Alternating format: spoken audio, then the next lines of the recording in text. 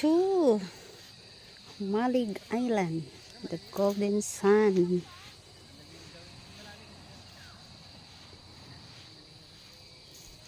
Init pa rin, no? Kahit sobrang ano na, hapon na.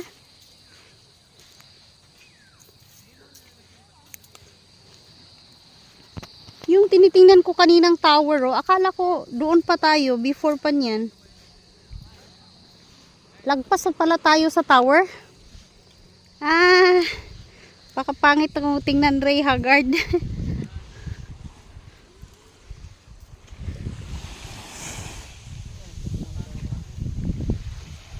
Golden Sun of Humalig Island. Dati ang haba pa nito. Tapos ngayon ano na? Aray. Ang init. Ang init, ang init. Yan. Makita mo talaga ang golden sun niya sa ano, oh. Ito, oh, gold. Kulay gold. Kaya siya tinatawag na golden sun. Yan. Pag ma-reflect ang araw, gold ang kulay niya. See?